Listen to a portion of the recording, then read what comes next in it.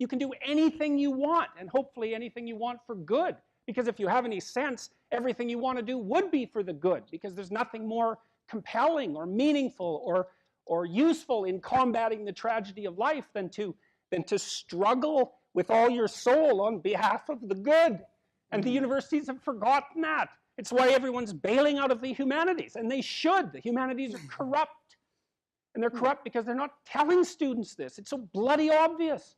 It's like, learn to think, learn to speak, learn to read. It makes you a superpower, an individual superpower.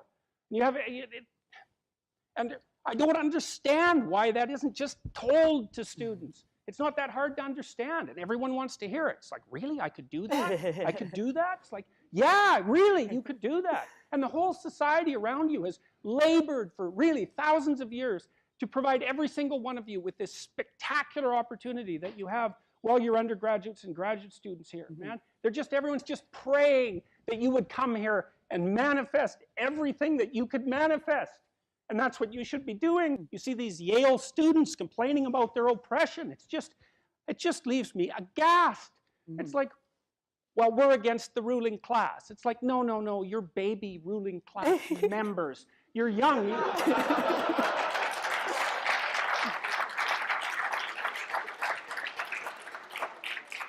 The only reason you're not rich is because you're young. You know, that's the best.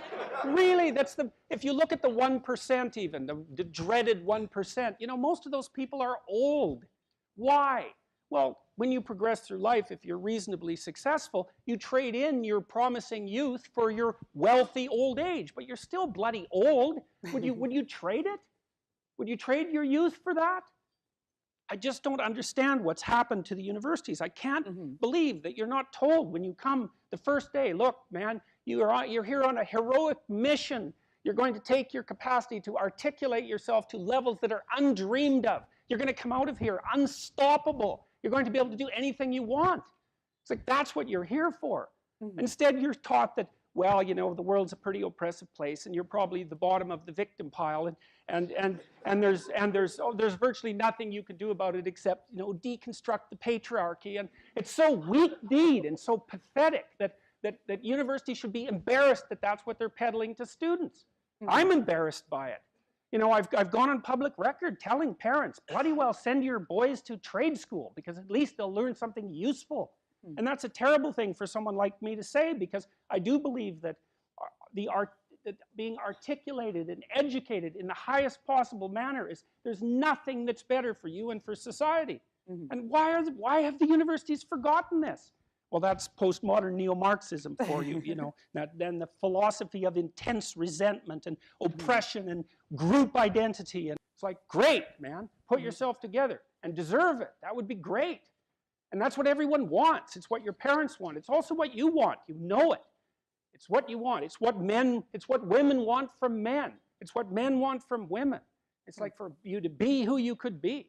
And the highest faculty of the human being is articulated speech. It's the divine faculty. And there is nothing more powerful than that. There's nothing that's even in the same league. And so if you don't have faith in that, then your priorities are misplaced, right? Go out there and fix things up. That's what you need to do. There's lots of things that need to be fixed up. And what you want to do is burden yourself with so much responsibility that you can barely stand. And then you'll get stronger trying to lift it up. And you won't be asking, what should I be doing with my life, or what's the meaning of life, or any of that. It'll be self-evident. It's self-evident. At minimum, you can say, there's more suffering in the world than there should be, and I could probably do something about that. And you can do something about that. So go do something about it. And then there'll be less suffering in the world. And then when you're 80, you can look back on your life and say, well, you know, there's less suffering in the world than there would have been had I not existed. And you don't have to even have a sense of ultimate destiny, or even any sort of theistic belief to regard that as a positive good. Like, I think it goes beyond the mere pragmatic utility of addressing the world's ills, because I think we do live in a world that has a transcendent reality as well as the reality that we can detect. But even independently of that, it doesn't matter. It's like, I mean, this is part of the reason I like people like Bill Gates is a great example, man. That guy he's after 5 major diseases at the same time, right? He's trying to wipe out polio. He's trying to wipe out Malaria, yeah, exactly. He's trying to wipe out malaria. It's like, well, what should you do with your life? Well, you know, take a look at Bill Gates and see if you could do something like that. That would be good.